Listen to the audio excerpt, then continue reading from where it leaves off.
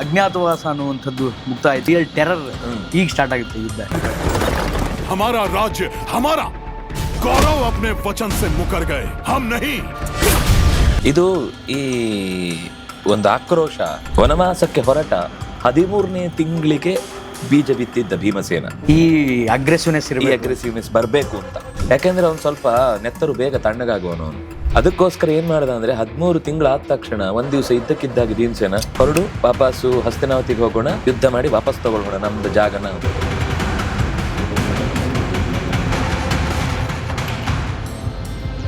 ಆದ್ರೆ ದುರ್ಯೋಧನಿಗೆ ಭಗವಂತ ಅನ್ನುವಂಥ ಒಂದು ಜ್ಞಾನ ಇಲ್ಲದೇ ಇದ್ರೂ ಕೃಷ್ಣನ ಬಗ್ಗೆ ಒಂದು ಭಯ ಇತ್ತ, ಸ್ವಲ್ಪ ಇತ್ತು. ಅಂದ್ರೆ ಅದು ಪೂರ 100ಕ್ಕೆ 100 ಭಯ ಅಲ್ಲ.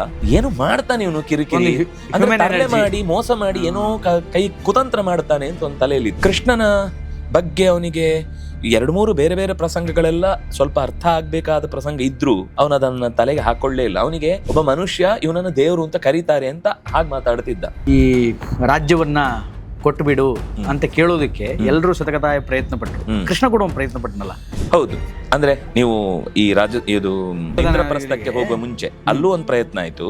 ಇಲ್ಲೂ ಅಂದ್ರೆ ಈಗ ಉಪಪ್ಲಾವ್ಯ ಅಂತ ಒಂದು ಹಸ್ತಿನಾವತಿಯ ಹೊರಭಾಗದ ಕುರುಕ್ಷೇತ್ರದ ಹೊರಭಾಗದ ಒಂದು ಜಾಗ, ಔಟ್ಸ್ಕರ್ಟ್, ಅಲ್ಲಿ ಎಲ್ಲರೂ ಸೇರಿದ್ದಾರೆ. ಇವನಿಗೆ ಸುದ್ದಿ ಕಳಿಸಿದ್ದಾರೆ, ದ್ರುಪದನ ಮೂಲಕ ಒಂದು ಪುರೋಹಿತರನ್ನ ಕಳುಹಿಸಿ ಮಾತಾಡಿದ್ದಾರೆ. ಏನು ಫಲಪ್ರದ ಆಗ್ಲಿಲ್ಲ. ಅಂದ್ರೆ ಅವರು ಭೀಮಸೇನ ಇದ್ದಾನೆ, ಅರ್ಜುನ ಇದ್ದಾನೆ, ಇವರೆಲ್ಲ ಕೇಳ್ತಿದ್ದಾರೆ ಹಾಗೆ ಅಂತ ಏನ್ ಮಾತಾಡಿದ್ರು. ಕೊನೆಗೆ ಸಂಜಯ ಮಾತ್ರ ಅವನಿಗೆ ವಸ್ತುತಃ ಇಷ್ಟೇ ಇರಲಿಲ್ಲ. ಪಾಂಡವರ ಬಗ್ಗೆ ಅವನಿಗೆ ತುಂಬಾ ಪ್ರೀತಿ ಇತ್ತು. ಆದ್ರೆ ಈ ರೀತಿ ಸ್ವಲ್ಪ ಕೋಪ ಮಾಡಿಕೊಂಡು ನೀನು ಕೂಡ ಹೀಗೆ ಧೃತರಾಷ್ಟ್ರನ ಪರವಾಗಿ ವಹಿಸಿ ನಮ್ಮನ್ನೇ ಕಾಡಿಗೆ ಹೋಗು ಹೇಳ್ತಿ ಅಂತ ನಾವು ಸಂದೇಶ ಹೊಟ್ಕೊಂಡ್ ಬರ್ತಿ ಅಂತ ನಾವು ಅನ್ಕೊಂಡಿರ್ಲಿಲ್ಲ ಅಂತ ಹೇಳ್ತಾನೆ. ಅದು ಅವನಿಗೆ ತುಂಬಾ ಹರ್ಟ್ ಆಗುತ್ತೆ. ಸಂಜಯನಿಗೆ ಸೀದಾ ಧೃತರಾಷ್ಟ್ರನ ಹತ್ರ ಹೋಗ್ತಾನೆ. ಹೋದಾಗ ಏನ್ ಹೇಳಿದೆ, ರಾತ್ರಿ 12 ಗಂಟೆ ಆಗಿದೆ, ಏನಾಯ್ತೆ ನಿನ್ನಿಂದಾಗಿ ನಾನು ಬಯಸ್ಕೊಳ್ಬೇಕಾಯ್ತು.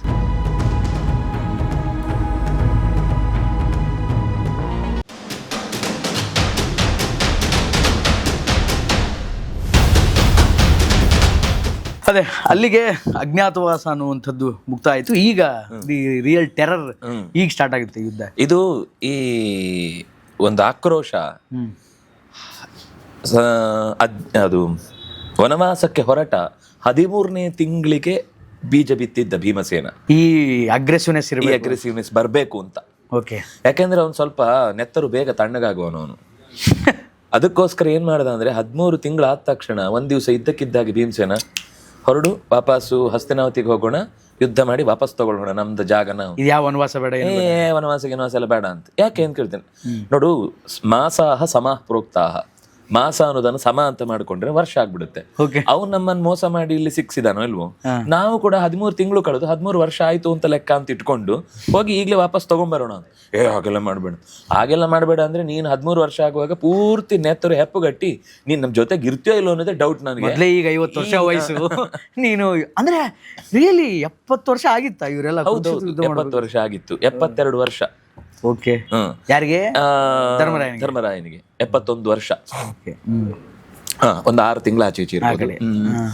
ಆದ್ರೆ ಆಗ ಧರ್ಮರಾಜನಿಗೆ ತಲೆಬಿಸಿ ಆಗೋಯ್ತು. ಅದಕ್ಕೆ ಭೀಮಸೇನ ಹೇಳ್ತಾನೆ, ನೀನು 13 ವರ್ಷ ಆದ್ಮೇಲೆ ಇದೇ ರೀತಿ ನಾನು ಅಂದ್ರೆ ಯುದ್ಧ ಮಾಡ್ತೇನೆ ನಾನು ಹಾಗೆಲ್ಲ ನಿಲ್ಸುದಿಲ್ಲ, ನಮ್ಮ ರಾಜ್ಯ ನಾವು ತಗೊಳ್ತೀವಿ, ನಾನು ಹಿಂದೆ ಸರಿಯಲ್ಲ ಅಂತ ಹೇಳ್ತಾನೆ. ಇದೇ ಭಾವನೆ ಅವತ್ತಿದ್ರೆ ಮಾತ್ರ ಸರಿ, ಇಲ್ಲ ಅಂದ್ರೆ ನಾನು ಸ್ವಲ್ಪ ಇನ್ನೂ ಜೋರಾಗಿ ನಿನ್ನ ಕಾರ್ಯದಲ್ಲಿ ತೊಡಗಿಸ್ಬೇಕಾಗುತ್ತೆ ಅಂತ ಹೇಳ್ತಾನೆ. ಯಾರು? ಭೀಮಸೇನ. ಅಲ್ಲ, ಅದಕ್ಕೂ ಮುಂಚೆ ನಾನು ಆಗ್ಲೇ ಮಾತಾಡ್ತಾ ಇದ್ವಿ, ಈ ರಾಜ್ಯವನ್ನ ಕೊಟ್ಟು ಬಿಡು ಅಂತ ಕೇಳೋದಕ್ಕೆ ಎಲ್ಲರೂ ಸತತವಾಗಿ ಪ್ರಯತ್ನ ಪಟ್ಟರು. ಕೃಷ್ಣ ಕೂಡ ಒಂದು ಪ್ರಯತ್ನ ಪಟ್ಟನಲ್ಲ. ಹೌದು, ಅಂದ್ರೆ ನೀವು ಈ ಇದು ಇಂದ್ರಪ್ರಸ್ಥಕ್ಕೆ ಹೋಗುವ ಮುಂಚೆ ಅಲ್ಲೂ ಒಂದು ಪ್ರಯತ್ನ ಆಯ್ತು. ಇಲ್ಲೂ ಅಂದ್ರೆ ಈಗ ಉಪಪ್ಲಾವ್ಯ ಅಂತ ಒಂದು ಹಸ್ತಿನಾವತಿಯ ಹೊರಭಾಗದ ಕುರುಕ್ಷೇತ್ರದ ಹೊರಭಾಗದ ಒಂದು ಜಾಗ, ಔಟ್ಸ್ಕರ್ಟ್, ಅಲ್ಲಿ ಎಲ್ಲರೂ ಸೇರಿದ್ದಾರೆ. ಸೇರಿ ಇವನಿಗೆ ಸುದ್ದಿ ಕಳಿಸಿದ್ದಾರೆ, ದ್ರುಪದನ ಮೂಲಕ ಒಂದು ಪುರೋಹಿತರನ್ನ ಕಳುಹಿಸಿ ಮಾತಾಡಿದ್ದಾರೆ. ಏನು ಫಲಪ್ರದ ಆಗ್ಲಿಲ್ಲ. ಅಂದ್ರೆ ಅವರು ಭೀಮಸೇನ ಇದ್ದಾನೆ, ಅರ್ಜುನ ಇದ್ದಾನೆ, ಇವರೆಲ್ಲ ಕೇಳ್ತಿದ್ದಾರೆ ಹಾಗೆ ಅಂತ ಏನ್ ಮಾತಾಡಿದ್ರು. ಕೊನೆಗೆ ಸಂಜಯ ಮಾತ್ರ ಸ್ವಲ್ಪ ಅವನಿಗೆ ವಸ್ತುತಃ ಇಷ್ಟೇ ಇರಲಿಲ್ಲ. ಪಾಂಡವರ ಬಗ್ಗೆ ಅವನಿಗೆ ತುಂಬಾ ಪ್ರೀತಿ ಇತ್ತು. ಆದ್ರೆ ಈ ರೀತಿ ಸ್ವಲ್ಪ ಕೋಪ ಮಾಡಿಕೊಂಡು ನೀನು ಕೂಡ ಹೀಗೆ ಧೃತರಾಷ್ಟ್ರನ ಪರವಾಗಿ ವಹಿಸಿ ನಮ್ಮನ್ನೇ ಕಾಡಿಗೆ ಹೋಗು ಹೇಳ್ತಿ ಅಂತ ನಾವು ಸಂದೇಶ ಹೊಟ್ಕೊಂಡ್ ಬರ್ತಿ ಅಂತ ನಾವು ಅನ್ಕೊಂಡಿರ್ಲಿಲ್ಲ ಅಂತ ಹೇಳ್ತಾನೆ. ಅದು ಅವನಿಗೆ ತುಂಬಾ ಹರ್ಟ್ ಆಗುತ್ತೆ ಸಂಜಯನಿಗೆ. ಸೀದಾ ಧೃತರಾಷ್ಟ್ರನ ಹತ್ರ ಹೋಗ್ತಾನೆ. ಹೋದಾಗ ಏನು ಹೇಳಿದೆ, ರಾತ್ರಿ 12 ಗಂಟೆ ಆಗಿದೆ, ಏನಾಯ್ತೆ ನಿನ್ನಿಂದಾಗಿ ನಾನು ಬಯಸ್ಕೊಳ್ಬೇಕಾಯ್ತು, ನನಗೆ ಮೂಡಿಲ್ಲ ಈಗ, ಹೇಳಲ್ಲ ಹೋಗ್ ಅಂತೇಳಿ ಹೊರಟೋಗ್ಬಿಡ್ತಾನೆ. ನಾನು ಬೆಳಿಗ್ಗೆ ಹೇಳ್ತೇನೆ, ಎಲ್ಲರ ಮುಂದೆ ಹೇಳ್ತೇನೆ, ನೀನು ಈಗ ನಾನು ಏನು ಹೇಳಿದ್ರು ಆಮೇಲೆ ಅವನು ಹಾಗೆ ಹೇಳಲಿಲ್ಲ ಅಂತ ನನ್ನನ್ನೇ ಸುಳ್ಳು ಮಾಡಿಬಿಡ್ತೀನಿ, ನಿಮ್ಮ ರಾಜಕಾರಣದವ್ರನ್ನ ನಂಬಲಿಕ್ಕಾಗಲ್ಲ, ನಾನು ಬೆಳಿಗ್ಗೆನೆ ಎಲ್ಲರ ಮುಂದೆ ಹೇಳ್ತೇನೆ ಅಂತ ಹೇಳಿ ಹೋಗಿ ಮಲಗಿಬಿಡ್ತಾನೆ. Open statement. ಇವನಿಗೆ ನಿದ್ದೆ ಬರಲ್ಲ. ಏನು ಹೇಳಿದ್ದಾರೆ, ಆಯ್ತು ಅಂತ ಹೇಳಿದ್ರು, ಆಗಲ್ಲ ಅಂತ ಹೇಳಿದ್ರು, ಯುದ್ಧ ಅಂತ ಹೇಳಿದಾರೋ ಏನು ಅಂತ ಕನ್ಫ್ಯೂಷನ್. ಅದಕ್ಕಿಂತ ಮುಂಚೆ ಇದೇ ಮಾತಿಗೆ ಗಲಾಟೆ ಆಗಿ ವಿದುರನನ್ನು ಓಡಿಸ್ಬಿಟ್ಟಿರ್ತಾನೆ. ಅಂದ್ರೆ ಹೋಗ್ ನನ್ನ ಮಾತಾಡಿಸ್ಬೇಡ ಅಂತ ಹೇಳಿರ್ತಾನೆ. ಮತ್ತೆ ಈಗ ಅವನನ್ನೇ ಕರೀತಾನೆ, ಹೇಗೂ ಎಲ್ಲಿಯಾದ್ರೂ ಹೋಗಿ ತಮ್ಮನನ್ನು ಕರ್ಕೊಂಡು ಬಾ ವಿದುರನನ್ನ ಅಂತ. ಸರಿ, ಕರ್ಕೊಂಡು ಬಂದ್ರೆ ಅವನು ಹೇಳ್ತಾನೆ, ನಂಗೆ ನಿದ್ದೆ ಬರ್ತಾ ಇಲ್ಲ, ಏನ್ ಮಾಡ್ಬೇಕು ಗೊತ್ತಾಗ್ತಿಲ್ಲ. ಹೌದು, ಸ್ವಲ್ಪ ಕಳ್ಳರಿಗೆ ನಿದ್ದೆ ಬರಲ್ಲ, ಹೆಣ್ಮರುಳಿಗೆ ನಿದ್ದೆ ಬರಲ್ಲ, ಸುಳ್ಳಿಗೆ ನಿದ್ದೆ ಬರಲ್ಲ, ಬೇರೆಯವರ ಸೊತ್ತನ್ನು ಅಪಹರಿಸಿದವ್ರಿಗೆ ನಿದ್ದೆ ಬರಲ್ಲ ಅಂತ ಒಂದು 5-6 ಕಾರಣಗಳನ್ನು ಕೊಡ್ತಾರೆ. ಅಲ್ಲಲ್ಲ, ಧೃತರಾಷ್ಟ್ರನಿಗೆ ಅವನಿಗೆ ಹೇಳಿದ್ದು. ಹೀಗಿದ್ದವರಿಗೆಲ್ಲ ನಿದ್ದೆ ಬರಲ್ಲ, ನೀನು ಇದರಲ್ಲಿ ಯಾವ್ದ್ರಲ್ಲಿ ಸೇರ್ತೀಯೋ ಗೊತ್ತಿಲ್ಲ, ಆದ್ರೆ ನಿನ್ನ ಮಗ ಮಾತ್ರ ಮಾಡೋದನ್ನ ನೀನು ಸಪೋರ್ಟ್ ಮಾಡಿದಾಗ ಅದೆಲ್ಲ ನಿನಗೂ ಸೇರುತ್ತೆ. ಅವ್ನು ಏನ್ ತಪ್ಪು ಮಾಡಿದ್ರು ಅದಕ್ಕೆ ನಿನ್ಗೂ ಪಾಲಿದೆ. ಸೂಚಕಸ್ಯಾಪಿ ತದ್ಭವೇತ್, ಮಗ ಮಾಡಿದ ಪಾಪ ತಂದೆ ಅಕೌಂಟಿಗೂ ಬಂದೇ ಬರುತ್ತೆ ಅಂತ ಸುಮಾರು ಅವನಿಗೆ ಅನೇಕ ರೀತಿಯ ಲೋಕನೀತಿಗಳನ್ನ, ರಾಜನೀತಿಗಳನ್ನೆಲ್ಲ ಬೋಧಿಸ್ತಾನೆ. ತುಂಬ ಒಳ್ಳೊಳ್ಳೆ ಮಾತುಗಳಿವೆ. ಬಹುಶಃ ನಾವು ಅದೇ ಒಂದು ಬೇರೆನೇ ಒಂದು ಮಾತುಕತೆಯಾಗಿ ಇಟ್ಕೊಂಡ್ರೆ ಬಹಳ ಒಳ್ಳೆ ವಿಷಯ, ಸಬ್ಜೆಕ್ಟ್ ವಿದುರ ನೀತಿ ಅಂತಾನೆ. ಅಂದರೆ ಇವತ್ತಿನ ಜೀವಮಾನಕ್ಕೆ ನಾವು ಹೇಗೆ ಬದುಕಬೇಕು ಅನ್ನೋದನ್ನ ಬಹಳ ಸುಂದರವಾಗಿ ನಿರೂಪಣೆ ಮಾಡ್ತಾನೆ. ಬಟ್ ಹಂಗೆ ಬದುಕಿದ್ರೆ ಬದುಕು ನಡೆಯುತ್ತೆ ಕಲಿಯುಗದಲ್ಲಿ. ಅದನ್ನೇ ನಾವು ಅಂದ್ರೆ ಆ ವಿದುರ ನೀತಿ ರೆಸ್ಪೆಕ್ಟಿವ್ಲಿ ಫಾರ್ ದ್ವಾಪರ ಯುಗಕ್ಕೆ ಅಥವಾ ಕಲಿಯುಗದಲ್ಲೂ ನಡೆಯುತ್ತೆ. ನಾನು ಅದಕ್ಕೆ ಹೇಳಿದ್ದು, ಇವತ್ತಿನ ಕಾಲಕ್ಕೂ ಅತ್ಯಂತ ಗಮನಿಸಬೇಕಾದ ಅಂಶಗಳು ಏನಿದೆ ಅಂತ ನಾವು ಖಂಡಿತ ತಿಳ್ಕೊಳ್ಳಿಕ್ಕಿದೆ. ಅಂದರೆ ಇದು ಬೇಕೇ ಬೇಕಿತ್ತು, ಇದನ್ನು ನಾವು ಮಿಸ್ ಮಾಡ್ಕೊಳ್ತಾ ಇದ್ದೀವಿ, ಇದನ್ನು ನಾವು ಕಳ್ಕೊಂಡ್ಬಿಟ್ಟಿದ್ದೀವಿ ಅಂತ ನಮಗೆ ಅನಿಸುತ್ತೆ. ಒಂದು ಉದಾಹರಣೆ ಕೊಡೋದಾದರೆ, ಆರೋಗ್ಯಮಾನ್ರಣ್ಯಮ ವಿಪ್ರವಾಸ ಸದ್ಭಿರ್ಮನುಷ್ಯೈ ಸಹ ಸಂಪ್ರಯೋಗ ಸ್ವಪ್ರತ್ಯಯ ವೃತ್ತಿರಭೀತವಾಸ ಷಡ್ಜೀವಲೋಕಸ್ಯ ಸುಖ ಅನಿರಾಜನ್. ನನಗೆ ಸುಖ ಇಲ್ಲ ಅಂತ ಹೇಳ್ತಿರ್ತಾನೆ ಧೃತರಾಷ್ಟ್ರ. ಅದಕ್ಕೆ ಹೇಳ್ತಾನೆ, 6 ಸುಖ ನಾವು ಇನ್ವೆಸ್ಟೇ ಮಾಡಿದ್ರೆ ನಮ್ಮ ಕೈಯಲ್ಲಿದೆ. ಆರೋಗ್ಯ ಅದು ನಮ್ಮದೇ, ಅದನ್ನು ನಾವು ಹಾಳು ಮಾಡ್ಕೊಳ್ಳೋದು, ಉಳಿಸ್ಕೊಳ್ಳೋದೇ ನಮ್ಮ ಕೈಲಿರೋದು. ಆನ್ರಣ್ಯ, ಯಾರ ಹತ್ರನೂ ಸಾಲ ಇಲ್ಲದೆ ಬದುಕುವುದು ಅನ್ನೋದು ದೊಡ್ಡ ಜೀವನದ ಸ್ಕಿಲ್. ಅದು ಇಲ್ಲದೆ ಇದ್ರೆ ಒಬ್ಬ ಸುಖಿ. ಇಲ್ಲಾಂದ್ರೆ ಅವ್ನು ಏನು ದುಡಿದ್ರು ಫಸ್ಟ್ ಭಾಗ ಅದಕ್ಕೆ ಕೊಡಬೇಕು. ಏನು ದುಡಿದ್ರು ಅವನಿಗೆ ಕೊಡಬೇಕು, ಮತ್ತೆ ತನ್ನ ಹೊಟ್ಟೆ ದುಡಿಬೇಕು. ಅದಕ್ಕೆ ದುಡಿಬೇಕು ಕೆಲವೊಮ್ಮೆ. ಅದು ಅವನ ಮಟ್ಟ ಮೀರಿ ಹೋಯ್ತು ಅಂತ ಪ್ರಾಣನೇ ಕಳ್ಕೊಳ್ಳುವ ಸ್ಥಿತಿ. ಎಕ್ಸಾಕ್ಟ್ಲಿ. ಅವಿಪ್ರವಾಸ, ಗಂಡ ಹೆಂಡತಿ ಮಕ್ಕಳು ಎಲ್ಲ ಒಟ್ಟೊಟ್ಟಿಗಿರುವುದು ಅಂತ ಉಂಟಲ್ವಾ, ಅದು ಜೀವನದ ದೊಡ್ಡ ಸೌಖ್ಯ, ಸುಖ. ಅದು ಯಾರಿಗೂ ಸುಲಭದಲ್ಲಿ ಸಿಗುವಂಥದ್ದಲ್ಲ. ಸದ್ಭಿರ್ಮನುಷ್ಯೈಹಿ ಸಹ ಸಂಪ್ರಯೋಗ, ಒಳ್ಳೆ ವ್ಯಕ್ತಿಗಳ ಜೊತೆಗೆ ನಿರಂತರ ಒಡನಾಟ, ಸಜ್ಜನರ ಸಹವಾಸ, ಅದು ನಮಗೆ ದುಡ್ಡು ಕೊಟ್ಟು ಸಿಗುವಂಥದ್ದಲ್ಲ. ಆಮೇಲೆ ಸ್ವಪ್ರತ್ಯಯ ವೃತ್ತಿ, ಏನು ನಾನು ಓದಿದ್ನು ಜೀವನದಲ್ಲಿ ಅದೇ ನನಗೆ ವೃತ್ತಿಯಾಗಿ ಸಿಕ್ಕಿದ್ರೆ ಅದಕ್ಕಿಂತ ಸುಖ ಇನ್ನೊಂದಿಲ್ಲ. ನಾನು ಓದೋದು ಏನು, ಆಮೇಲೆ ಇನ್ನೇನೋ ಉದ್ಯೋಗ, ಅಲ್ಲೂ ಕೂಡ ಅದು ಔಟ್ಡೇಟೆಡ್ ಅಂತೇಳಿ ನಮ್ಮನ್ನ ಎತ್ತಿ ಹೊರಗೆಸ್ತು, ಮತ್ತೆ ನಾವು ಕ್ರ್ಯಾಶ್ ಕೋರ್ಸ್ ಅಂತ ತಲೆಯೆಲ್ಲ ಕ್ರ್ಯಾಶ್ ಮಾಡಿಕೊಂಡು ಆಮೇಲೆ ಅದಕ್ಕೋಸ್ಕರ ಒದ್ದಾಟ, ಕಲ್ತಿದ್ದೇನೋ ಬದುಕಿದ್ದೇನೋ ಅಂತ ಆಗುತ್ತೆ. ಇದರಷ್ಟು ಕಷ್ಟದ ಕೆಲಸ ಇನ್ನೊಂದಿಲ್ಲ. ಹಾಗಾಗಿ ಸ್ವಪ್ರತ್ಯಯ ವೃತ್ತಿ ತಂಗಿ ಆಗ್ತಿದೆಯಲ್ಲ. ಇನ್ನೊಂದು ಅಭೀತವಾಸ, ಬೆಳಗ್ಗೆ ಹೋದವನು ರಾತ್ರಿ ಗ್ಯಾರಂಟಿ ಮನೆಗೆ ಬರ್ತಾನೆ ಅನ್ನೋ ತರದ ವಾತಾವರಣದಲ್ಲಿ ಬದುಕು. ಸಮಾಜ ಹಂಗಿರ್ಬೇಕು, ದೇಹ ಸ್ಥಿತಿ ಹಂಗಿರ್ಬೇಕು. ಅಂದ್ರೆ ಈಗ ನಾವು ಕೆಲವು ದೇಶಗಳಲ್ಲಿ ಬೆಳಿಗ್ಗೆ ಅವರು ಉದ್ದಿನ ಕಾಲು ನೆನೆ ಹಾಕಿದ್ರೆ ಸಂಜೆ ಅವ್ರು ಬಂದ್ರೆ ದೋಸೆ, ಬಾರದೇ ಇದ್ರೆ ಮರು ದಿವಸಕ್ಕೆ ವಡೆ ಅನ್ನುವ ಸ್ಥಿತಿಯಲ್ಲಿ ಇದ್ದೇವೆ ಅಂದ್ರೆ ನಮಗಂತೂ ಭಯಂಕರ. ಆದರೆ ಇನ್ನೂ ಹಾಗಿಲ್ಲ. ಆದರೆ ಇದೆಲ್ಲ ನಮ್ಮ ಹತ್ರ ಇರುವ ಸುಖವನ್ನು ಮರ್ತು ಏನೋ ಇಲ್ಲ ಅಂತ, ಇದು ಜನಜೀವನದಲ್ಲಿ ಇವತ್ತೆಲ್ರಿಗೂ ನಮಗೆ ಗೊತ್ತಿರಬೇಕಾದ ಸಂಗತಿ.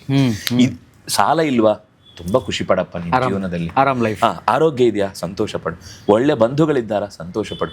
ನೀನ್ ಏನು ಓದಿದ್ಯೋ ಅದೇ ನಿನ್ನ ಜೀವನದಲ್ಲಿ ವೃತ್ತಿ ಇದೆಯಾ, ಅದರಷ್ಟು ಸುಖ ಇನ್ನೊಂದಿಲ್ಲ. ಮೊನ್ನೆ ಯಾರೋ ಒಬ್ರು ಅತಿಥಿಗಳು ಬಂದಿದ್ರು, ಅವ್ರು ಹೇಳ್ತಾ ಇದ್ರು, ನೀವು ಇಷ್ಟು ದೊಡ್ಡ ಸೆಲೆಬ್ರಿಟಿ, ಸಿನಿಮಾ ಎಲ್ಲ ಮಾಡ್ಬಿಟ್ಟಿದ್ರಿ, ನಿಮ್ಮ ಹತ್ರ ಒಂದು ಸ್ಕೂಟರ್ ಇಲ್ವಾ ಅಂತ ಕೇಳಿದ್ರು.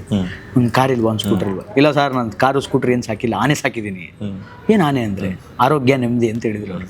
ಸತ್ಯ, ಅದೇ ಆನೆ ಸಾಕಿದ್ದೀನಿ. ನಿಜವಾಗ್ಲೂ ಅದು ಆನೆನೇ. ನಮಗೆ ಬೇರೆ ಎಲ್ಲವನ್ನು ಕೂಡ ಉಳಿಸ್ಕೊಳ್ಳೋದು ಕಷ್ಟ. ಇದು 2 ಉಳಿದಿದ್ರೆ ಬೇರೆ ಎಲ್ಲ ಉಳಿದ ಹಾಗೆ. ಇದು 2 ಉಳಿಲಿಲ್ಲ ಅಂದ್ರೆ ಬೇರೆ ಏನೂ ಇದ್ರೂ ಅದು ಉಳಿದಿಲ್ಲ ಅಂತಾನೆ ಅರ್ಥ, ವ್ಯರ್ಥ. ಹಾಗೆ ಇಂಥ 100 ಮಾತುಗಳು, ಸುಮಾರು 8 ಅಧ್ಯಾಯದಲ್ಲಿ ಅನೇಕ ರೀತಿಯ ಇಂಥ ಲೌಕಿಕ ಜೀವನದಲ್ಲಿ ನಾವು ಕಂಡುಕೊಳ್ಬೇಕಾದ ನಮ್ಮ ಸುತ್ತ ಇರುವ ನೆಮ್ಮದಿಯನ್ನ ಹೇಗೆ ಪಡ್ಕೊಳ್ಬೇಕು ಅನ್ನೋದರ ಬಗ್ಗೆ ವಿದುರ ಅತ್ಯಂತ ಸೂಕ್ಷ್ಮವಾಗಿ ಮಾತಾಡ್ತಾನೆ. ಅದಾದ್ಮೇಲೆ ಇನ್ನೂ ಕೆಲವು ಸಂಗತಿಗಳನ್ನ ಹೇಳಬೇಕು ಅಂತಿರುತ್ತೆ. ಆಗ ಅವನು ಸನತ್ ಸುಜಾತರು ಅಂತ, ಸನಕ ಸನಂದನ, ಸನತ್ ಕುಮಾರ, ಸನತ್ ಸುಜಾತರಲ್ಲಿ ಒಬ್ಬರನ್ನ ಕರೆಸಿ ವೈದಿಕ ಹಿನ್ನೆಲೆಯಲ್ಲಿ ಧರ್ಮಶಾಸ್ತ್ರ ರಾಜ್ಯಶಾಸ್ತ್ರ ಏನ್ ಹೇಳುತ್ತೆ ಅನ್ನೋದನ್ನು ಕೂಡ ಹೇಳಿಸಿ ಆಮೇಲೆ ಮರುದಿವಸ ಬೆಳಿಗ್ಗೆ ಸಂಜೆ ಬಂದು ಅವನಿಗೆ ಏನು ಬೇಸರ ಆಗಿತ್ತು ಅದೆಲ್ಲವನ್ನು ಅಲ್ಲಿ ಎಲ್ಲರ ಮುಂದೆ ಹೇಳಿದ್ರೆ ದುರ್ಯೋಧನನಿಗೆ ಸಿಟ್ಟುವಂತ ಅವ್ರೇನು ಅಷ್ಟು ದೊಡ್ಡ ಮಾತಾಡೋದು, ನಾವು ಇಲ್ವಾ, ನಮ್ಮ ಹತ್ರ ತಾಕತ್ತಿಲ್ವಾ, ನಾವು ನೋಡ್ಕೋತೀವಿ, ಹಾಗೆ ಹೀಗೆ ಅಂತೆಲ್ಲ ಚಟುವಟಿಕೆ ಅಲ್ಲಿ ತೀವ್ರವಾಗಿ ನಡೆಯುತ್ತೆ. ಆಮೇಲೆ ಕೊನೆಯ ಪ್ರಯತ್ನ ಅಂತ ಹೇಳಿ ಪಾಂಡವರು ಕೃಷ್ಣನನ್ನ ನೀನೊಂದ್ಸಲ ಹೋಗಿ ಬಾ, ಕೊನೆಗೆ ನೀನ್ ಹೇಳಲಿಲ್ಲ ಅನ್ನುವ ಕಾರಣಕ್ಕೆ ಯುದ್ಧ ಆಯಿತು ಅಂತ ಅನ್ನೋ ಒಂದು ಕೆಟ್ಟ ಹೆಸರು ಯಾರಿಗೂ ಉಳಿಯೋದು ಬೇಡ. ಯಾಕೆಂದ್ರೆ ಅವನು ಕಿಂಗ್ ಮೇಕರ್ ಆಗಿದ್ದ.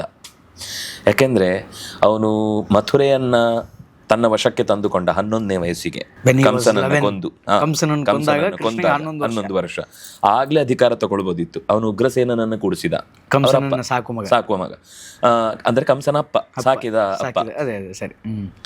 ಆಮೇಲೆ ಚೇದಿರಾಜನನ್ನ ಕೊಂದ, ಶಿಶುಪಾಲನನ್ನ, ಅವನ ಮಗ ಧೃಷ್ಟಕೇತುವನ್ನು ಕೂಡಿಸಿದ ರಾಜ್ಯದಲ್ಲಿ.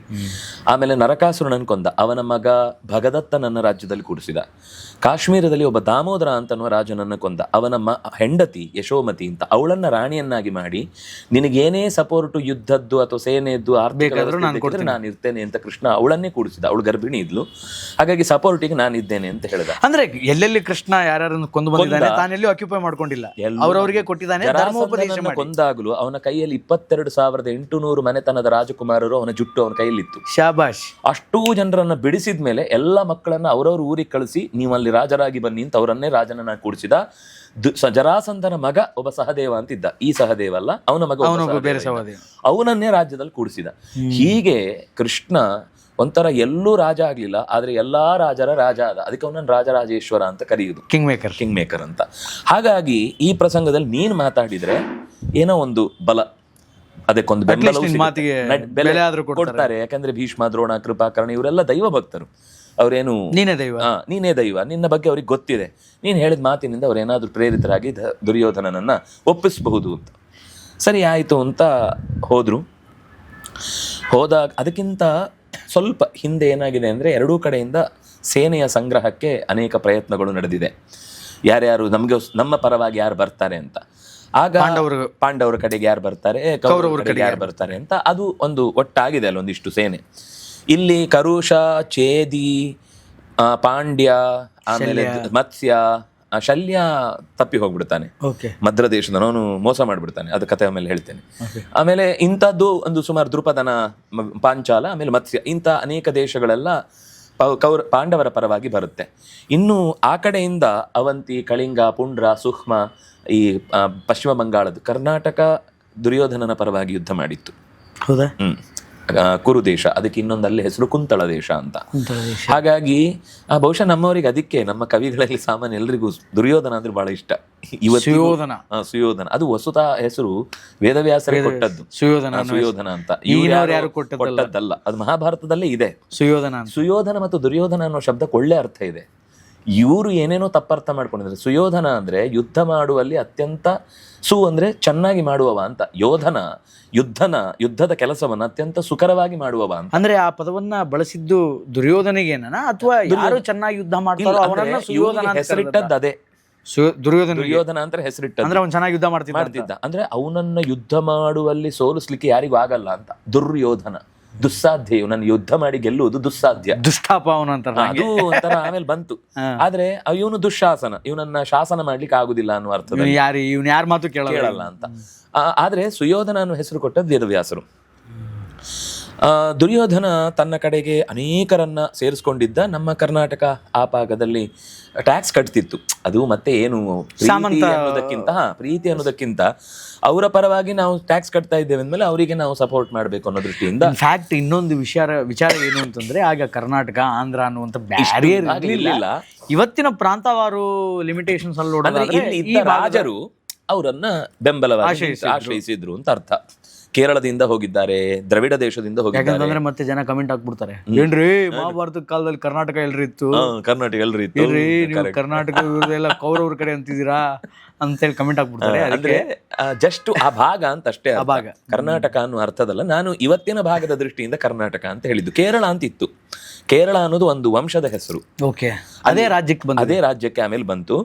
ಮತ್ತೆ ಕೇರಳ ಅಂತ ಯಾಕೆ ಬಂತು ಅಂದ್ರೆ, ಇನ್ನೊಂದು ಜಾಗಕ್ಕೆ ಹೆಸರು ಕೇರ ಅಂದ್ರೆ ತೆಂಗಿನಕಾಯಿ. ಓಕೆ. ಎಲ್ಲಿ ಜಾಸ್ತಿ ತೆಂಗಿನಕಾಯಿ ಬೆಳೆಯುವ ಜಾಗವು ಅದನ್ನ ಕೇರಳ ಅಂತ ಕರೆದ್ರು. ಆಮೇಲೆ ದ್ರವಿಡ, ನಮ್ಮಲ್ಲಿ ಇವತ್ತು ದ್ರವಿಡ ಅಂದ್ರೆ ಪಂಚದ್ರವಿಡ ಅಂತ ಕರಿತೀವಿ. ವಸ್ತುತಃ ದ್ರವಿಡ ಅಂದ್ರೆ ತಮಿಳು ದೇಶ ಮಾತ್ರ, ಪಾಂಡ್ಯ ಭಾಗ ಮಾತ್ರ. ಪಾಂಡ್ಯದವರು ನಮ್ಗೆ ಪಾಂಡವರಿಗೆ ಸಹಾಯ ಮಾಡಿದ್ರು. ಕೇವಲ ತಮಿಳು ದೇಶಗಳು ಮಾತ್ರ ದ್ರವಿಡ ಅಂತ ಅನಿಸ್ಕೊಳ್ಳುತ್ತಾ ಅಥವಾ ದಕ್ಷಿಣ ಭಾಗದ ಎಲ್ಲ ಅಲ್ಲ, ಕೆಲ ಪ್ರದೇಶಗಳು ದ್ರಾವಿಡ ಏನು ಅಂದ್ರೆ ವಿಂಧ್ಯದಿಂದ ಕೆಳಗೆ ದ್ರವಿಡ ದೇಶಗಳು ಅಂತ. ಹಾಗಾದ್ರೆ ಹನುಮಂತನ ದ್ರಾವಿಡ ಶಿಶು ಅಂತ ಕರಿಬಹುದಾ?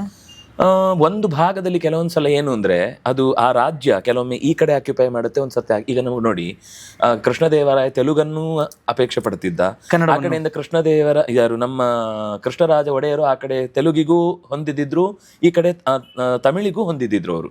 ಹಾಗಾಗಿ ನಮ್ಮಲ್ಲಿ ಏನು ಅಂದ್ರೆ ಆ ತರ ಒಂದು ಭಾಷೆಯಿಂದ ವ್ಯವಸ್ಥೆ ಇರಲಿಲ್ಲ. ಈಗ ಆದ್ರೆ ಭಾಷೆ ಅಂತ ತಗೊಂಡಾಗ ದ್ರವಿಡ ಭಾಷೆ ಅಂದ್ರೆ ತಮಿಳು, ದ್ರಾವಿಡ ಭಾಷೆ.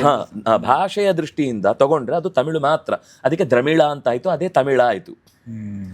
ಈ ಭಾಗ ಎಲ್ಲ ಕನ್ನಡ ಅದಕ್ಕೆ ಸಹಾಯ ಇತ್ತು. ಅಂದ್ರೆ ಈ ಭಾಷೆಯಲ್ಲಿ ಕೊಡುಕೊಳ್ಳುವುದು ಅಂತ ಅನ್ನೋದು ನಿರಂತರ ಇರುತ್ತೆ. ಅದು ಒಂದು ಭಾಷಾ ಜ್ಞಾನದ ಬಗ್ಗೆ ಒಂದು ಬೇರೆನೆ ಯೋಚನೆ ಮಾಡ್ಬೇಕಾದ ವಿಷಯ. ಅದನ್ನೆಲ್ಲ ಕಮಲ್ ಹಾಸನ್ ಅಂತವ್ರು ಮಾತಾಡ್ಲಿ ಬಿಡಿ. ಆದ್ರೆ ಮೂಲದಲ್ಲಿ ಏನು ಅಂದ್ರೆ ಈ ಪ್ರದೇಶದಿಂದ ಅನೇಕ ಜನ ಯುದ್ಧಕ್ಕೆ ಹೋಗಿದ್ದಾರೆ ಅನ್ನೋದನ್ನ ಹೇಳಲಿಕ್ಕೋಸ್ಕರ ನಾನು ಈ ಮಾತುಗಳನ್ನು ತಗೊಂಡೆ. ಅನೇಕ ಜನ, ಒಟ್ಟು ಸುಮಾರು 11 ಅಕ್ಷೋಹಿಣಿ ಸೈನ್ಯ ಎಲ್ಲಿಂದ ಎಲ್ಲಾ ಕಡೆಯಿಂದ ಸೇರಿ, ಅಂದ್ರೆ ಇದೇ ರೆಸ್ಪೆಕ್ಟಿವ್ ಆಗಿ ಇಂಥ ಜಾಗದಿಂದ 11 ಅಕ್ಷೋಹಿಣಿ ಸೈನ್ಯ. 1 ಅಕ್ಷೋಹಿಣಿ ಅಂದ್ರೆ ಸುಮಾರು 2,18,700,000 ಅಂದ್ರೆ ಸಂಖ್ಯೆಯಲ್ಲಿ. ಅದರಲ್ಲಿ ಮತ್ತೆ ನಾವು ಈ ರಥದಲ್ಲಿ ತಗೊಳ್ಳುವಾಗ ಒಬ್ಬನೇ ಅಲ್ಲ, ಸಾರಥಿ ಒಬ್ಬ ಇರ್ತಾನೆ, ರಥಿಕ ಒಬ್ಬ ಇರ್ತಾನೆ, ರಥ ಚಕ್ರವನ್ನ ರಕ್ಷಣೆ ಮಾಡೋರು ಇಬ್ರು ಇರ್ತಾರೆ. ಅದು ಚಕ್ರವನ್ನೇ ಮುರಿದಾಕ್ಬಿಟ್ರೆ ರಥವೇ ಬಿದ್ದೋಗುತ್ತೆ, ಅದನ್ನ ಹೊಡಿಲಿಕ್ಕೆ ಅಂತಾನೆ ಒಂದಿಷ್ಟು ಜನ ಇರ್ತಾರೆ, ಅದನ್ನ ರಕ್ಷಿಸ್ಲಿಕ್ಕೆ ಇಬ್ರು ಇರ್ತಾರೆ. ರಥದ ಚಕ್ರಕ್ಕೆ ಯಾರು ತೊಂದರೆ ಮಾಡದ ಹಾಗೆ. ಇನ್ನಿಬ್ರು ಆಯುಧವನ್ನ ತೆಕ್ಕೊಡ್ಲಿಕ್ಕೆ ಅಲ್ಲೊಂದು ಸಂಗ್ರಹಾಲಯ ಇರುತ್ತೆ ಆಯುಧದ್ದು ರಥದಲ್ಲೇ. ಅದಕ್ಕೆ ನಾವು ರಥ ಅಂದ್ರೆ ಡಿಕ್ಕಿ ತರ, ನಮ್ಮಲ್ಲಿ ತಲೆಯಲ್ಲಿ ರಥ ಅಂದ್ರೆ ಒಂದು ಉತ್ಸವದಲ್ಲಿ ಒಂದು ಇಷ್ಟು ದೊಡ್ಡದಿರುತ್ತಲ್ಲ ಅದು ಅಂತ ತಲೆಯಲ್ಲಿದೆ. ಅಥವಾ ನಾವು ಈ ಜಟಕಾ ಗಾಡಿ ತರದ್ದು ಏನೋ ಅನ್ಕೊಂಡಿದ್ವಿ, ಕುದುರೆ ರಥ, ಚಂದನ ರಥ ಅಂತ ಅನೇಕ ವಿಧಗಳಿವೆ. ಅದರಲ್ಲಿ ಒಳಗೊಳಗೇನೆ ಒಂದು 5-6 ಜನ ವಾಸ ಮಾಡ್ಲಿಕ್ಕೆ ಆಗುವಂತ ವ್ಯವಸ್ಥೆನೂ ಇರುತ್ತೆ ರಥದಲ್ಲಿ. ಅಂದ್ರೆ ಚಿಕಿತ್ಸೆ ಬೇಕು, ತಕ್ಷಣ ಏನಾದ್ರೂ ಬೇಕು ಅಂದ್ರೆ ಅದಕ್ಕೆ ವ್ಯವಸ್ಥೆ ಅದರೊಳಗೆ ಇರುವಂತ ಹಾಗೆ. ಹೀಗೆ ಒಂದು ರಥದಲ್ಲಿ 2 ಒಟ್ಟು 6-7 ಜನ ಆಯ್ತು. ಒಂದು ರಥಕ್ಕೆ 7 ಜನ ಅಂತ ಇರ್ತಿದೆ. ಅಂದ್ರೆ ಒಂದು ಅಕ್ಷೋಹಿಣಿಗೆ ಸುಮಾರು 65,000 ರಥಗಳಿವೆ ಅಂತ ಅನ್ಕೊಂಡ್ರೆ 8-7 ಮಾಡ್ಬೇಕಾಗುತ್ತೆ. ನನ್ ಕ್ಯಾಲ್ಕುಲೇಟರ್ ನಂಬರ್ ಸಾಕಾಗೋದಿಲ್ಲ. ಒಟ್ಟಂತೂ ಇಷ್ಟು ಇಟ್ಕೊಳ್ಬಹುದು. ಸುಮಾರು ಒಂದು 50-60 ಲಕ್ಷ ಜನ ಆ ಯುದ್ಧದಲ್ಲಿ ಭಾಗವಹಿಸಿದ್ದಾರೆ, ಎರಡೂ ಕಡೆ ಸೇರಿ. ಜಾಸ್ತಿ ಆದ್ರೂ ಆಗುತ್ತೆ. ಮತ್ತೇನು ಅಂದ್ರೆ ಸೇನೆ ಅಂದ್ರೆ ಕೇವಲ ಯುದ್ಧ ಮಾಡೋರು ಮಾತ್ರ ಅಲ್ಲ. ಸೇನೆ ಅಂದ್ರೆ ವೈದ್ಯರು ಇರ್ತಾರೆ, ಸೇನೆ ಅಂದ್ರೆ ಕಮ್ಮಾರರು ಇರ್ತಾರೆ, ಚಮ್ಮಾರರು ಇರ್ತಾರೆ, ಚಿನಿಮಾರು ಇರ್ತಾರೆ, ಅಡಿಗೆ ಮಾರರು ಇರ್ತಾರೆ, ಹಸುಗಳನ್ನ, ಕರುಗಳನ್ನ, ಕುದುರೆಗಳನ್ನ, ಆನೆಗಳನ್ನ ನೋಡ್ಕೊಳ್ಳೋ ಮಾವುತರು ಇರ್ತಾರೆ, ಅವುಗಳಿಗೆ ಚಿಕಿತ್ಸೆ ಕೊಡೋರು ಬೇರೆ ಇರ್ತಾರೆ, ಪಶು ವೈದ್ಯರು. ಹೀಗೆ ನೀವು ಅದನ್ನು ಬಿಡಿಸ್ತಾ ಹೋದ್ರೆ ಅದೊಂದು ದೊಡ್ಡ ಪರಂಪರೆ. ಇದು ಯುದ್ಧದ ಒಳಗೆ ಭಾಗವಹಿಸಿದವರು ಇಷ್ಟು ಜನ. ಇದು ಬಿಟ್ಟು ಇನ್ನು ಕೆಲವೊಂದು ಸರ್ತಿ ಅದರ ರಕ್ಷಣೆಯ ವ್ಯವಸ್ಥೆಯನ್ನ ಪಾಂಡವರು ಹೇಗೆ ಮಾಡ್ಕೊಂಡ್ರು, ಅಂದ್ರೆ ಉಪಪ್ಲಾವ್ಯದಿಂದ ಅಲ್ಲಿಗೆ ಬಂದ್ರು ಅನ್ನೋದನ್ನ ಮತ್ತೆ ಮುಂದೆ ನೋಡೋಣ. ಅಂದ್ರೆ ಹೇಗಿತ್ತು ಅವ್ರು ಉಳ್ಕೊಳ್ಳುವ ಜಾಗ, ಶತ್ರುಗಳು ಒಳಗೆ ಬಂದ್ರೆ. ಅದಕ್ಕೂ ಮುಂಚೆ ಈ ನಾವು ಕೃಷ್ಣನ ವಿಚಾರ ಸಂಪೂರ್ಣ ಮಾಡೋಣ. ಅಂದ್ರೆ ಕೃಷ್ಣ ಬಂದು ಯಾವ ರೀತಿ ಕಾಂಪ್ರಮೈಸ್ ಮಾಡಿಸಿದ ದುರ್ಯೋಧನ? ಅದಕ್ಕಿಂತ ಮುಂಚೆ ಕೃಷ್ಣನದೊಂದು ಪ್ರಸಂಗ ನಾನು ಹೇಳಲೇಬೇಕು. ಅವನು ಏನ್ ಮಾಡದ ಅಂದ್ರೆ ಎರಡೂ ಕಡೆ ಸೇನೆ ಸಂಗ್ರಹ ಆಗುವಾಗ ಬಲರಾಮನ ಹತ್ರ ಹೋಗ್ತಾನೆ, ಅವ್ರ ಅಣ್ಣನ ಹತ್ರ. ಯಾಕೆಂದ್ರೆ ಅವನು ಮೊದಲು ಹೋಗಿದ್ದ ಗದಾಯುದ್ಧ ಕಲೀಲಿಕ್ಕೆ, ಗದಾಯುದ್ಧ ಕಲೀಲಿಕ್ಕೆ ಹೋಗಿದ್ದಲ್ಲ, ಸುಭದ್ರೆಯನ್ನ ಕಾಯಿನ್ ಮಾಡ್ಲಿಕ್ಕೆ ಹೋಗಿದ್ದ. ಆದ್ರೆ ಕೃಷ್ಣ ಬುದ್ಧಿವಂತಿಕೆಯಿಂದ ಅದನ್ನು ಅರ್ಜುನನ್ ಪಾಲು ಮಾಡಿದ, ಅದೊಂದು ಬೇರೆ ಪ್ರಸಂಗ. ಆದ್ರೆ ಪ್ರೀತಿ ಇತ್ತು, ಬಲರಾಮನ ಸಂಬಂಧ ಇತ್ತು, ಹಾಗಾಗಿ ಸೈನ್ಯಕ್ಕೆ ಸಹಾಯ ಕೊಡುವಂತ. ಆದ್ರೆ ಕೃಷ್ಣ ಪಾಂಡವರ ಪರ ನಿಂತಿದ್ದಾನೆ ಅಂತ ಗೊತ್ತಾದ್ರಿಂದ ನಿನ್ ಪರವಾಗಿ ನಿಂತರೆ ನಂಗೆ ಕೃಷ್ಣನಿಂದ ಬೇಜಾರಾಗುತ್ತೆ, ಕೃಷ್ಣನಿಗೆ ನನ್ನಿಂದ ಬೇಜಾರಾಗುತ್ತೆ, ಹಾಗಾಗಿ ನಾನು ಬರಲ್ಲ ಅಂತ ಹೇಳಿ ಅವನು ಡ್ರಾಪ್ ಆಗ್ತಾನೆ. ಕೃಷ್ಣನನ್ನೇ ಕೇಳು ಅಂತ ಹೇಳ್ತಾನೆ. ಸರಿ, ಇವನು ಕೃಷ್ಣನ ಹತ್ರ ಬೇಗ ಹೋಗ್ತಾನೆ. ಅರ್ಜುನನು ಹೋಗಿರ್ತಾನೆ, ಆದ್ರೆ 1 ನಿಮಿಷ ತಡ ಹೋಗ್ತಾನೆ. ಇವನು ಹೋದವನು ಸೀದಾ ತಲೆ ಹತ್ರ ಹೋಗಿ ನಿಂತಿರ್ತಾನೆ. ಯಾರು? ದುರ್ಯೋಧನ. ಕೃಷ್ಣನ್ ತಲೆ ಹತ್ರ. ನಾವು ತಲೆ ಕಿರೀಟಕ್ಕೆ ಸಂಬಂಧಪಟ್ಟವರು ಅಂತ, ಇವನು ಮೇಲ್ನವರು ಅಂತ. ಅಲ್ಲೇ ಇವನು ಕಾಲ ಹತ್ರ ಹೋಗಿ ಕಾಯೋ ತನಕ ನೋಡ್ತಿರ್ತಾನೆ. ಅವನು ವಸುತಾ ಬಂದದ್ ಗೊತ್ತಾಗಿದೆ, ಇಬ್ರು ಬಂದಿದ್ ಗೊತ್ತಾಗಿದೆ. ಆದ್ರೆ ಬೇಕು ಅಂತ ಪೂರ್ತಿ ಎದ್ದು ಮೊದ್ಲು ಅರ್ಜುನನ್ ನೋಡ್ತಾನೆ. ಇಲ್ಲಿಂದ ಹೀಗೆ ನೋಡಿದ್ರೆ ಅಷ್ಟು ಅವನನ್ನು ಕೇಳ್ಬೇಕಾಗತ್ತಲ್ಲ, ಅದಕ್ಕೆ ಎದ್ದು ಅವನನ್ನು ನೋಡ್ತಾನೆ. ನಾನು ಇಲ್ಲಿ ಬಂದಿದ್ದೇನೆ ಮೊದ್ಲೇ, ನೀನ್ ಅವನನ್ನೇನ್ ನೋಡೋದು ಅಂದ. ನೀನು ಬಂದಿದ್ಯಾ ಮರ್ಯ, ಸರಿ ಏನ್ ಬೇಕು? ಇಲ್ಲ, ನಿನ್ನ ಸಹಾಯ ಬೇಕು ಯುದ್ಧಕ್ಕೆ. ಇಬ್ರು ಕೇಳಿದಾಗ ಏನ್ ಮಾಡುದು? ಹಾಗಿದ್ರೆ ಇಬ್ರಿಗೆ ಪಾಲ್ ಮಾಡ್ತೀನಿ, 1 ಪಾಲ್ ಅವನಿಗೆ, 1 ಪಾಲ್ ನಿನಗೆ. ಮೊದಲು ನಿನಗೆ ಕೇಳ್ತೇನೆ ಏನ್ ಏನೇನ್ ಬೇಕು ಏನ್ ಬೇಕು ಅಂತ. ನಾನು 2 ವಿಭಾಗ ಮಾಡ್ತೇನೆ. ಒಂದು ಶಸ್ತ್ರ ಹಿಡಿಯದ ನಾನು, ಇನ್ನೊಂದು ನನ್ನ ಆರ್ಮಿ, ಅಂದ್ರೆ 10 ಲಕ್ಷ ಒಂದು ನಾರಾಯಣ ಸೈನ್ಯ ಅಂತ ಕರೀತಾರೆ ಅದನ್ನ. ಅದು ಇವನಿಂದನೇ ಟ್ರೈನ್ ಆದ ಸೈನ್ಯ. ಅವನದೇ ಮಕ್ಕಳು, ವೆರಿ ಪವರ್ಫುಲ್, ಒಳ್ಳೆ ಸೈನ್ಯ. ಅದನ್ನ ವಿಭಾಗ ಮಾಡ್ತೇನೆ. ನೀನ್ ಯಾವ್ದು ಬೇಕು? ಪಿ ಓದೋ ನೀನ್ ಯಾಕೆ, ನಂಗೆ ಸೈನ್ಯ ಬೇಕು ಅಂತ ನಾನು. ಅವನಿಗೆ ಅಷ್ಟೇ ತಲೆ ಇಲ್ಲ, ಯಾಕಂದ್ರೆ ದೇವ್ರು ಅಂತ ಗೊತ್ತಿಲ್ಲ ಅವ್ನ ತಲೆ.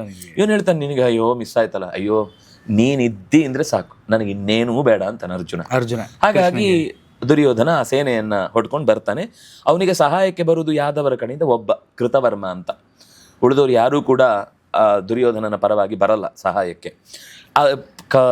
ಪಾಂಡವರ ಕಡೆಗೂ ಯಾರು ಹೆಚ್ಚು ಬರಲ್ಲ. ಅಲ್ಲಿ ಬರುವುದು ಒಬ್ಬ ಯಾದವರಲ್ಲಿ ಚೇಕಿತಾನ, ಸಾತ್ಯಕಿ, ಯುಧಾನ, ಇಷ್ಟು ಮುಖ್ಯವಾದ ಒಂದು 3-4 ಜನ ಬಿಟ್ರೆ ಇನ್ಯಾರು ಇಲ್ಲ.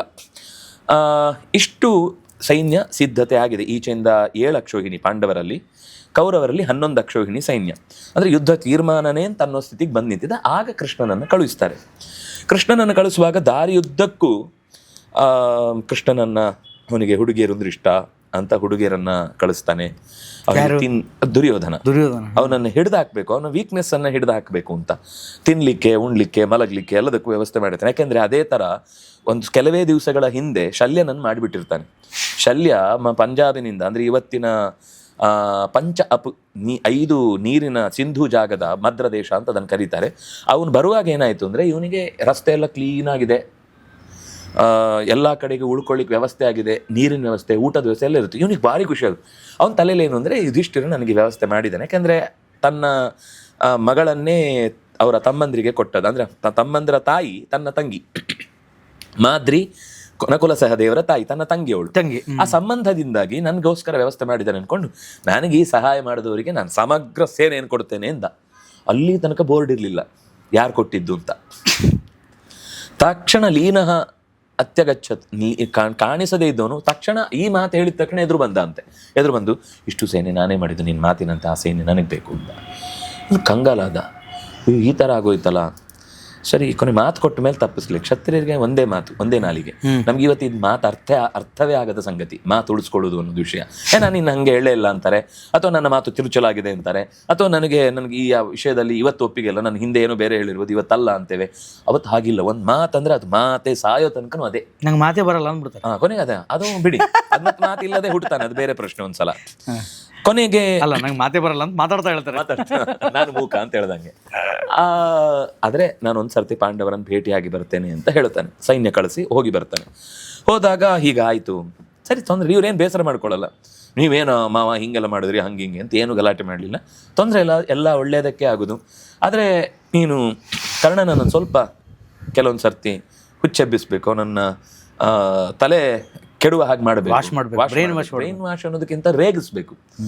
ನಿನಗೆ ಸಂದರ್ಭ ಬಂದಾಗ ಅವನನ್ನು ರೇಗಿಸ್ಬೇಕು. ಅದೆಲ್ಲ ನಾನು ಮಾಡ್ತೇನೆ ಅಂತ ಹೇಳಿ ಅಲ್ಲೇ ಒಂದು ಯುದ್ಧ ತಂತ್ರ ಆಯ್ತು ಅಲ್ಲಿ. ಕೃಷ್ಣ ಅಷ್ಟೊತ್ತಿಗೆ ಅದನ್ನು ಸೇರಿಸಿ ಕಳಿಸ್ಬಿಟ್ಟಿದ್ದಾನೆ. ಹಾಗೆ ಕೃಷ್ಣನನ್ನು ವಶ ಮಾಡ್ಕೊಳ್ಬೇಕು ಅಂತ ದುರ್ಯೋಧನ ಇನ್ನೊಂದು ಪ್ಲಾನ್ ಹಾಕಿ ಎಲ್ಲಾ ಕಡೆ ಅದು ಬೇಕು ಅಂತ ಕೃಷ್ಣ ಏನ್ ಮಾಡಿದ ಅಂದ್ರೆ, ಮುಖ್ಯ ದ್ವಾರದಲ್ಲಿ ಹೋಗ್ಲೇ ಇಲ್ಲ, ಎಲ್ಲ ಅಡ್ಡದಾರಿಯಲ್ಲಿ ಬೇರೆ ಬೇರೆ ಬೇರೆ ಬೇರೆ ಕಡೆ ಹೋದ. ಆದ್ರೆ ಕೊನೆಗೆ ಒಂದು ಕಡೆ ಮಾತ್ರ, ಹೆದ್ದಾರಿಯಲ್ಲಿ ಅರಮನೆ ಒಳಗೆ ಹೋಗೋ ದಾರಿಯಲ್ಲಿ ಮಾತ್ರ ಸ್ವತಃ ತಾನೇ ನಿಂತ್ಕೊಂಡು ಪಂಚಭಕ್ಷ ಪರಮಾನ್ನ ಮಾಡಿ, ಇವತ್ತು ನನ್ನ ಮನೆಗೆ ನೀನು ಊಟಕ್ಕೆ ಬರಬೇಕು ಅಂತ ದುರ್ಯೋಧನ.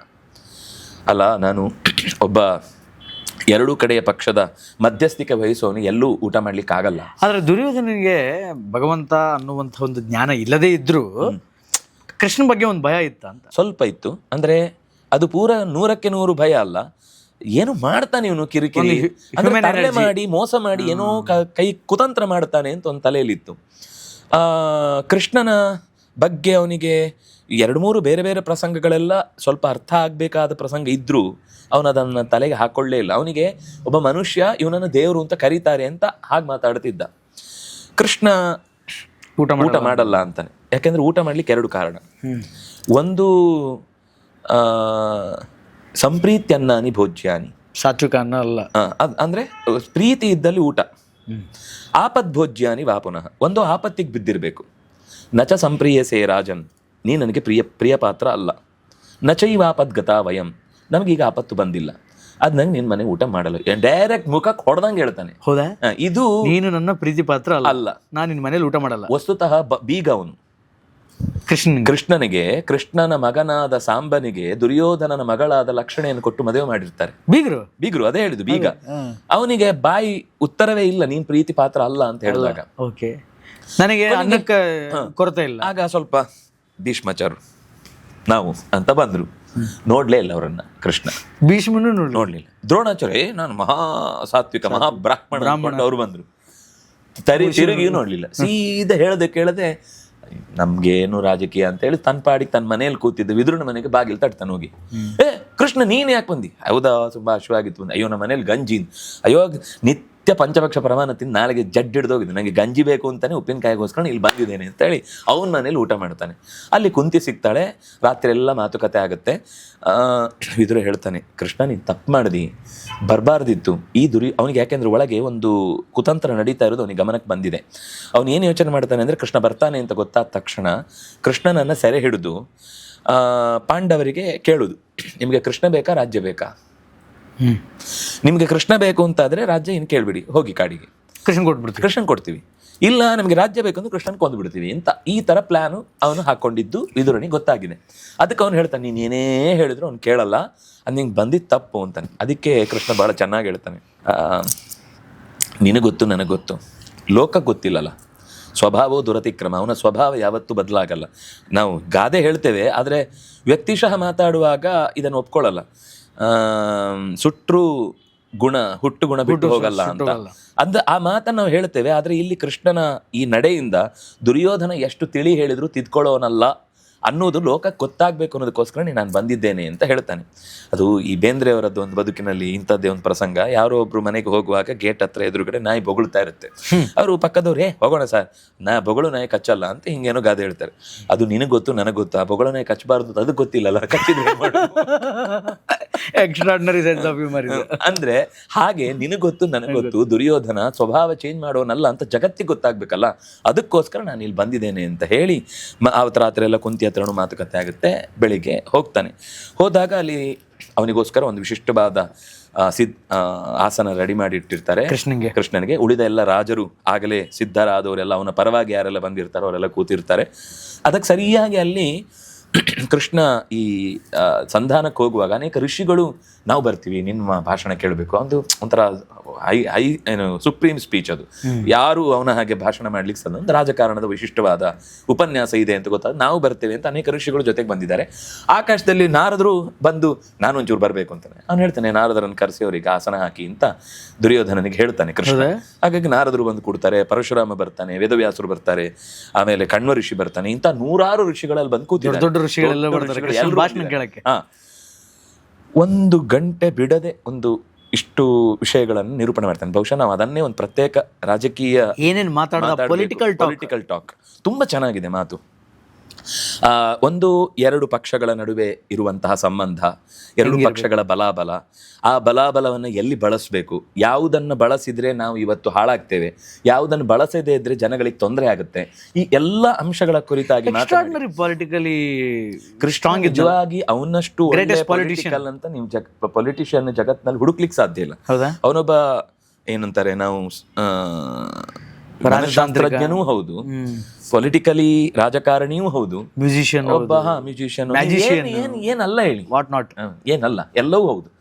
ಆ ಅರ್ಥದಲ್ಲಿ ಎಲ್ಲರಿಗೂ ತುಂಬಾ ಅಲ್ಲಿ ಹೇಗೆ ಹೇಳ್ತಾರೆ ಅಂದ್ರೆ, ಒಂದು ಸಾಹಸ ಬಿದ್ದರೆ ಶಬ್ದ ಆಗ್ಬೇಕು, ಅಷ್ಟು ಮೌನದಿಂದ ಎಲ್ಲರೂ ಕೃಷ್ಣನ ಮಾತು ಕೇಳಿಸ್ಕೊಂಡಿದ್ದಾರೆ. ಆದ್ರೆ ನೋಡಿ, ಇವತ್ತು ಸಮಾಜದಲ್ಲಿ ಎಷ್ಟು ರಾಂಗ್ ಪರ್ಸೆಪ್ಷನ್ ಬಂದ್ಬಿಟ್ಟಿದೆ ಕೃಷ್ಣ ಅಂದ್ರೆ, ಅವ್ನು ಬರೀ ಬೆಣ್ಣೆ ಕದಿಯೋ ಕಳ್ಳ, ಬರೀ ಮಕ್ಕಳು ಮಹಾಭಾರತ ಓದಲ್ಲ, ಮಕ್ಕಳ ದೇವರು. ನಾವು ಯಾವ್ದೋ ಕಾದಂಬರಿ, ಮಹಾಭಾರತದ ಮೇಲೆ ಬಂದ ಕಾದಂಬರಿ ಓದ್ತೇವೆ, ಮಹಾಭಾರತದ ಮೇಲೆ ಬಂದ ಸಿನಿಮಾ ನೋಡ್ತೇವೆ, ಮಹಾಭಾರತದ ಮೇಲೆ ಬಂದ ನಾಟಕ ನೋಡ್ತೇವೆ, ಹೊರತು ಮೂಲ ಎಲ್ಲಿದೆ ಅದನ್ನು ಬರ್ದವರ ನಿಜವಾಗಿ ಒಬ್ಬ ಅದರ ಆಥರ್ ಯಾರಿದ್ದಾನೆ ಅವನನ್ನು ಲೆಕ್ಕಕ್ಕೆ ತಗೊಳ್ಳೋಣ. ಅವನನ್ನು ಆಶ್ರಯಿಸಿ ಬರೆದ ಕವಿಗಳದ್ದೇ ಸಿಂಹಪಾಲು, ಅದೇ ಮುಖ್ಯ ಅಂತ ಅನ್ನೋ ರೀತಿ ಇವತ್ತೊಂದು ನಂಬಿಕೆ ಇರುವುದರಿಂದ ಈ ತಪ್ಪು ಅಸಂಪ್ಷನ್ಗಳಿಗೆಲ್ಲ ಮುಖ್ಯ ಕಾರಣ ನಮ್ಮಲ್ಲಿ ಮೂಲಕ್ಕೆ ಹೋಗುವಂತ ಒಂದು ಅಭ್ಯಾಸ ತಪ್ಪಿ ಹೋಗಿದೆ. ಮತ್ತು ಅನುವಾದಗಳ ಕೆಲವೊಮ್ಮೆ ಕೊರತೆಯೂ ಕಾಡಬಹುದು. ಯಾಕಂದ್ರೆ ನಮಗೆ ಇವತ್ತು ಒಮ್ಮೆ ಓದಿ ಅಂದ್ರೆ ಸರ್ ಇಂಗ್ಲೀಷಲ್ಲಿ ಇದೆಯಾ ಅಂತ ಕೇಳುವ ಸ್ಥಿತಿಗಿದೆ. ಯಾಕಂದ್ರೆ ಅದನ್ನ ಆ ಭಾಷೆಯಲ್ಲಿ ಓದಿದ್ರೇನೆ ಅದು ಪೂರ್ಣ ಮಜಾ. ಅಥವಾ ಯಾವುದೇ ಸಿನಿಮಾವನ್ನು ನೀವು ಮೂಲದಲ್ಲಿ ನೋಡಿದ್ರೆ ಏನ್ ತಾಕತ್ತಿದೆ ಅದಕ್ಕೆ, ಅದನ್ನ ನೀವು ಡಬ್ಬಿಂಗ್ ಮಾಡಿದ್ರೆ ಅಥವಾ ಅದನ್ನ ರಿಮೇಕ್ ಮಾಡಿದ್ರೆ ಆ ಸ್ವಾರಸ್ಯ ಇರಲ್ಲ.